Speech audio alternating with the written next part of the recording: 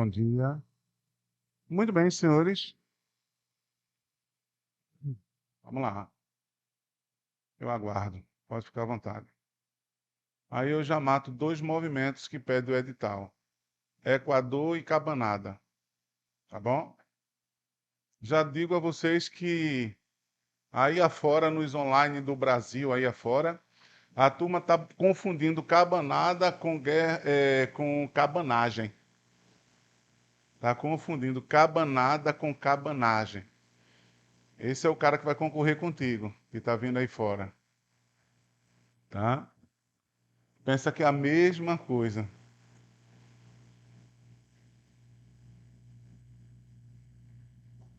Muito bem. Olha só. Com a independência do Brasil, tem início uma nova fase da história do Brasil, que é o Brasil Império. Não é assim? O Brasil Império vai de 1830, no caso, 1822 a 1889. Só que o Império ele é dividido em três fases. Período regencial, ou melhor, primeiro reinado de 22 a 31, período regencial de 1831 a 1840, segundo reinado, que vai de 1840 a 1889, certo? É como nós podemos dividir. Ele não pede, a banca não pede lá no edital a fase, pede a revolta. Guerra do, no caso, Confederação do Equador, Cabanada, Praieira. Então, cada movimento desse aí ocorreu em um momento histórico. Primeiro reinado, período regencial, segundo reinado. Aqui, primeiro reinado, para você entender a Confederação do Equador, a gente tem que entender pelo menos o contexto geral do primeiro reinado. A cabanada, nem tanto, nem a praieira. Já é mais simples, tá? Já limita melhor. Vamos lá. O primeiro reinado vai ser um período conturbado também, porque o Brasil surge como um país independente e vai buscar se consolidar. Vai buscar se consolidar, vai buscar o reconhecimento a nível interno e a nível internacional. Algumas províncias do Brasil não reconheceram a independência imediata do país. Províncias essas, Bahia, Maranhão, Cisplatina, que hoje é o Uruguai, que pertenceu ao Brasil até 1828, Piauí, Pará, províncias que não reconheceram a independência. Daí nós vamos ter as guerras pela independência. Veja só. Então, por quê? Veja só. Essas províncias elas estavam ocupadas por portugueses. Com isso, não reconheceram o rompimento com Portugal. Foi quando Dom Pedro I, imperador do Brasil, contraiu um empréstimo com a Inglaterra, para variar, 1 milhão de libras, com o objetivo de contratar, não é, mercenários. Mercenários ingleses, como ele chegou a contratar, Grenfell, Corane, para invadir estas províncias e expulsar os portugueses, consolidando assim o reconhecimento interno. Foi um ano de guerra. Tá? Houve então a consolidação do reconhecimento interno, buscou-se o reconhecimento externo, que é o reconhecimento internacional.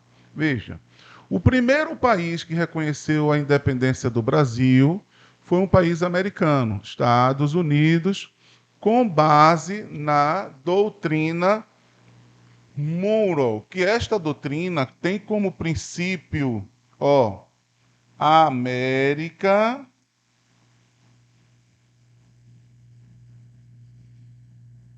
para os americanos.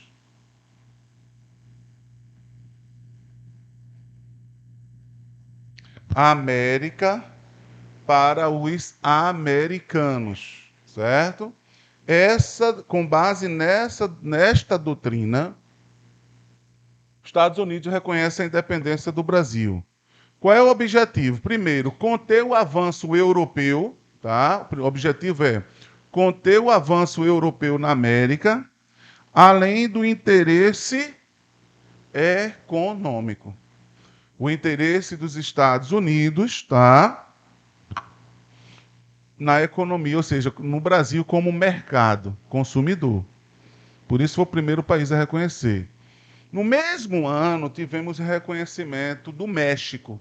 O México também reconheceu no mesmo ano, tá bom? Portugal só vem reconhecer em 1825, quando recebeu uma indenização de 2 milhões de libras esterlinas do Brasil. O Brasil não tinha recursos para pagar a Portugal. Negócio de pai e filho, né?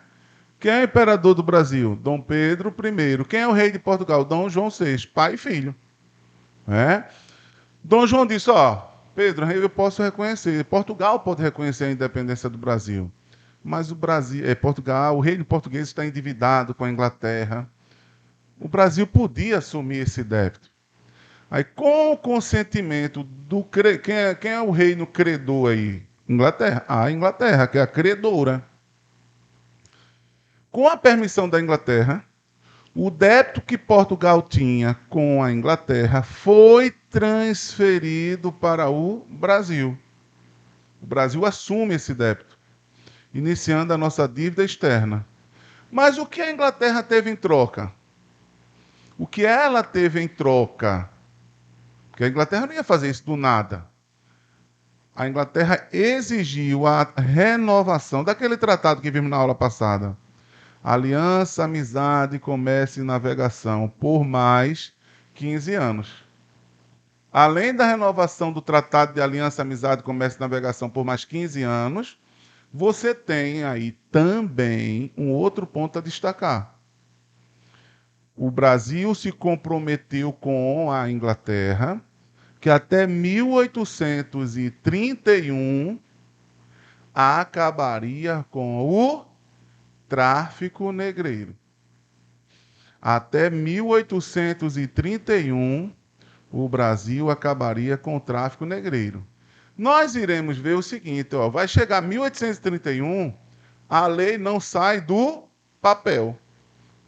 A lei Feijó passa a ser lei só para inglês ver.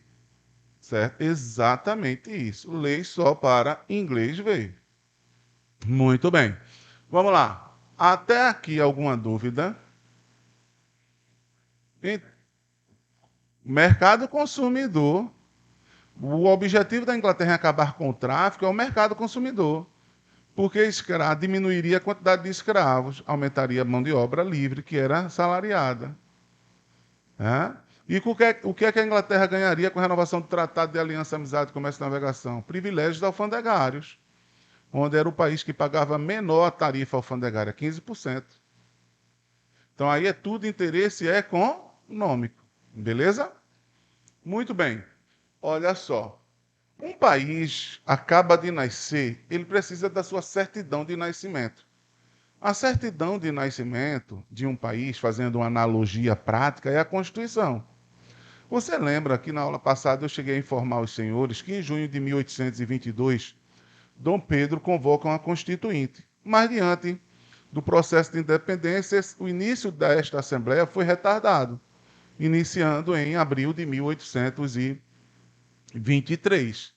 A Assembleia Nacional Constituinte, que tem como objetivo criar uma Constituição para o país, em 1823, em abril de 1823, inicia seus trabalhos. Veja, esta Constituinte ela era presidida pelos irmãos Andradas, Antônio Carlos e José Bonifácio. Antônio Carlos e José Bonifácio, os irmãos Andradas. Vejam bem, é importante destacar que na abertura desta Constituinte, Dom Pedro se fez presente, Dom Pedro I, e chegou a discursar, e no final ele disse assim: eu espero que os senhores elaborem uma Constituição que seja digna do Brasil e de minha pessoa. Então veja que não era apenas digna do Brasil, tinha que ser digna do imperador. Então, digna do Brasil e de minha pessoa. Certo? Então, nesse caso, Dom Pedro percebeu que a Constituinte se demorou, no caso, estava demorando demais a criar a Constituição e seus interesses políticos seriam prejudicados. Por quê? Era defendido pela Assembleia Constituinte de 1823 três poderes: legislativo, executivo e judiciário. À vontade, meu filho. Onde o poder executivo, que seria exercido pelo imperador, estaria subordinado ao legislativo.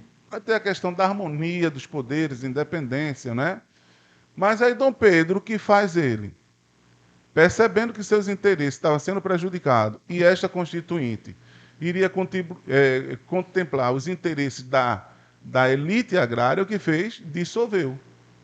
Ele dissolveu a Constituinte de 1823 no episódio que ficou conhecido como Noite da Agonia. Exatamente. A Noite da Agonia. A dissolução da Constituinte de 1823 passou para a história como Noite da Agonia. Cadê aquela tua amiguinha? Não vai desistiu, foi? Que fica sempre perto de tu. Como é o nome dela? Participa sempre da aula. Tá vindo, não? Sabe quem é? Ela tá vindo, não? Vem. Vamos lá. Então, a Noite da Agonia, 1823, o que se entende? Dissolução da Constituinte de 1823. Fechou? Muito bem. Quando dissolve a Constituinte, Dom Pedro nomeia um conselho com 10 ministros responsável por elaborar a Constituição. E aí nós vamos ter a Constituição de 1824. Essa é a primeira Constituição do Brasil. Quantas constituições o Brasil já teve? 7. 1824, 1891, 1934, 1937, 1946, 1967, 1988. Há quem fale em 8, mas não tivemos essa oitava. Por quê?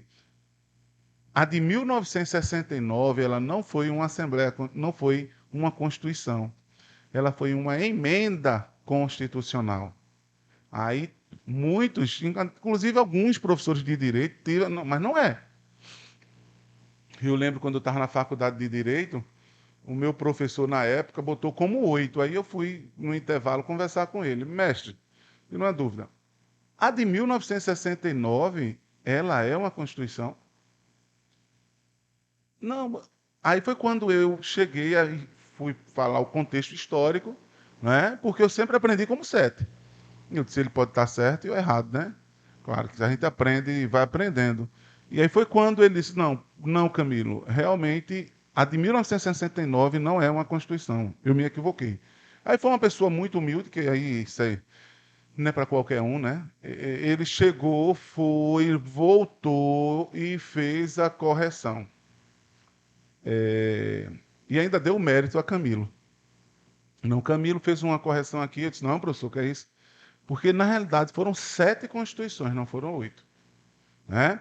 1969 foi na época que Costa e Silva teve um acidente vascular cerebral, foi afastado da presidência, o alto comando não deixa o vice-presidente tomar posse, que era um civil, e aí cria uma emenda constitucional, vetando a posse de Pedro Aleixo e botando uma junta militar liderada pelo general Lira Tavares. Então, como é isso? É uma Constituição?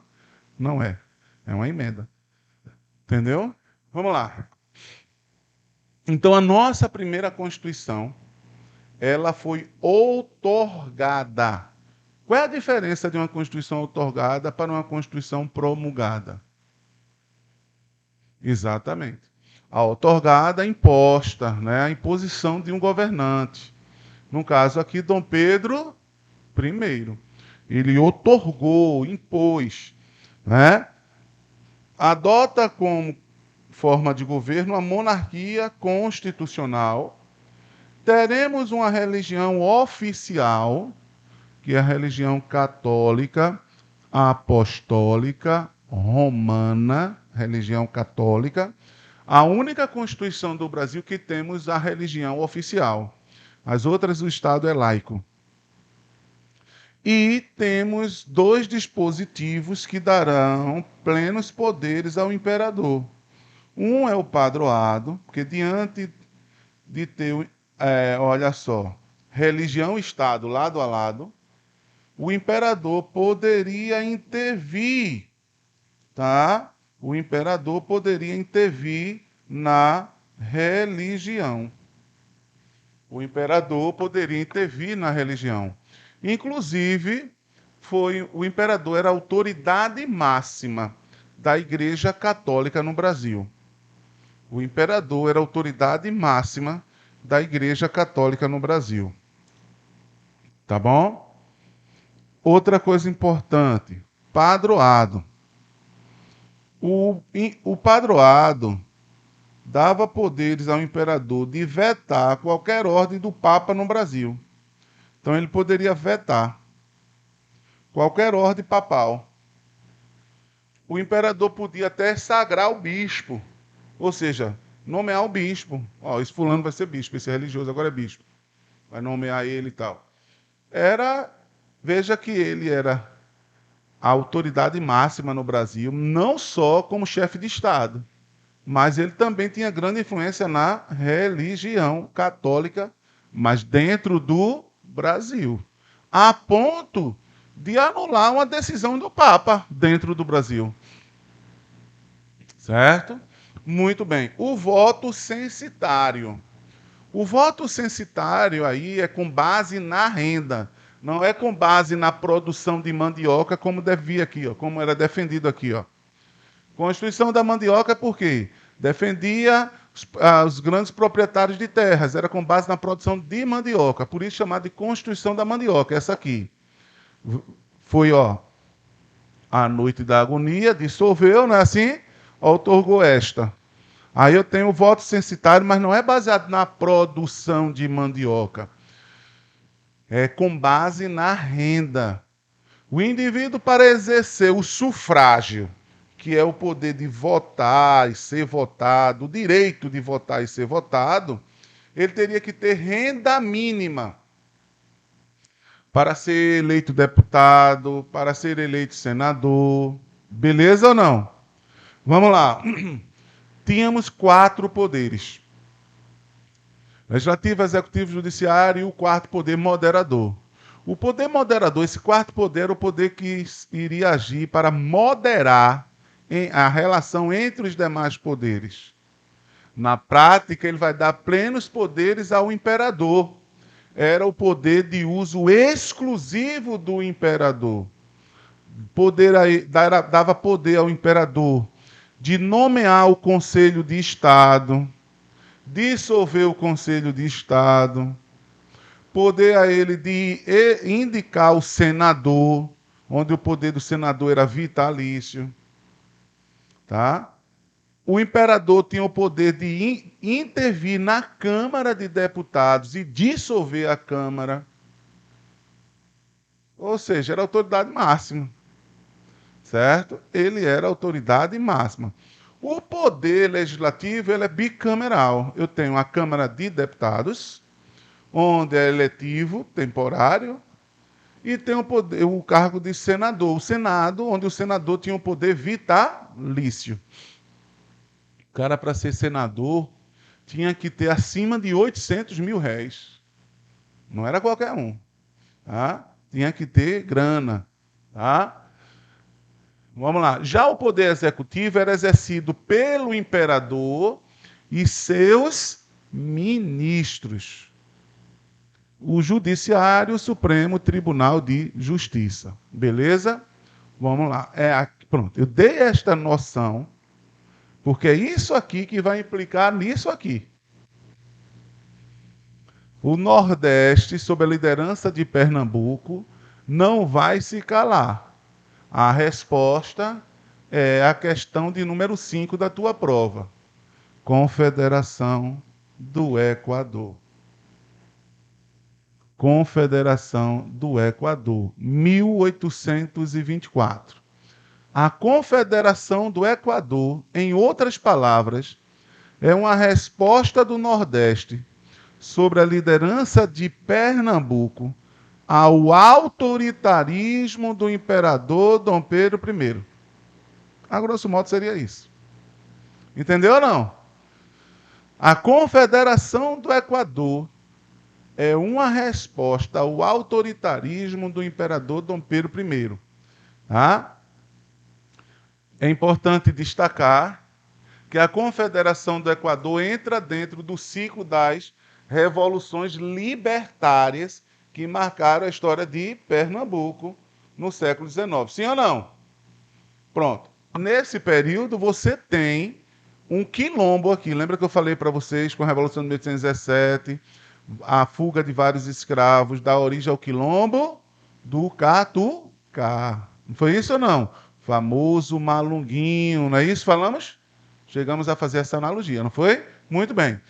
A Revolução, a Confederação do Equador é considerada como uma continuação da Revolução Pernambucana de 1817.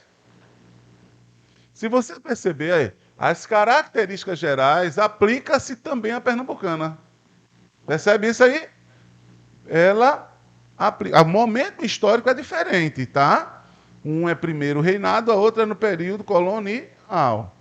Muito. Chegamos a resolver a questão, não foi na aula passada, só foi teoria. Resolveu? Pronto. Então vamos lá. Outra coisa importante que eu destaco aqui. Onde ocorreu? Região Nordeste. E aí eu destaco Pernambuco, Paraíba, Ceará, Rio Grande do Norte. Só essas províncias? Não. Veja bem. Cláudio Vicentino fala em Sergipe, fala em Alagoas, aí ele bota provavelmente Piauí. Então, Pernambuco, Paraíba, Ceará, Rio Grande do Norte, Alagoas, tá? Alagoas, Sergipe, provavelmente Piauí. Tudo bem ou não? 2018 a UPE cobrou na prova relacionando isso aqui só. Mas ela não excluiu as outras províncias hoje estados. Deixou em aberto, tá? Não apenas, exclusivamente essas províncias, não excluiu, tá? Muito bem.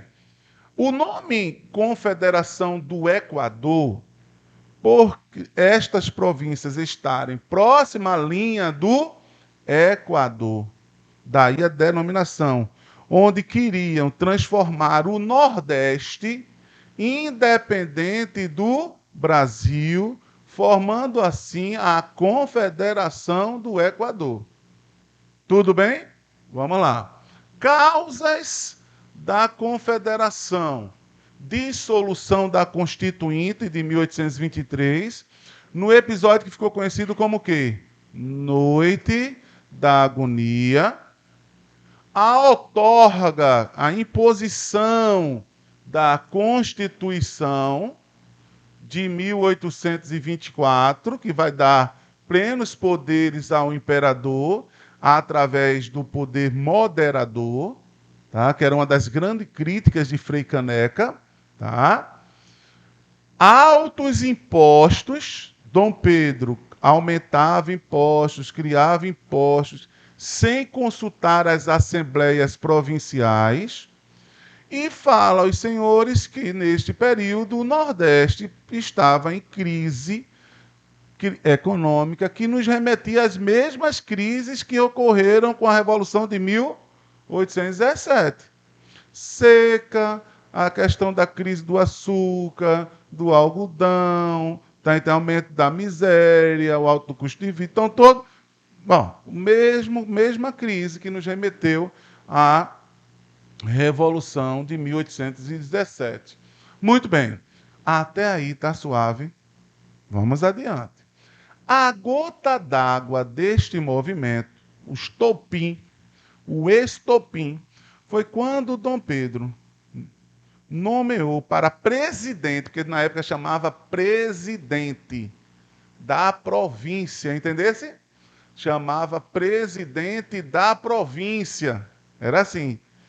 Nomeou para presidente da província de Pernambuco, que hoje chamamos de quê? Governador, por isso que eu botei aqui governo, para você ficar já atento, atualizando o termo, o Francisco Paz Barreto.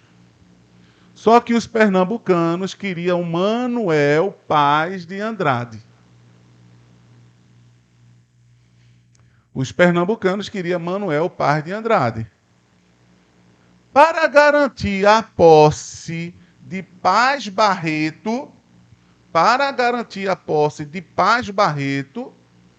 Dom Pedro I mandou cercar militarmente o Recife, por mar e terra. Tem início a Confederação do Equador em 2 de julho de 1824.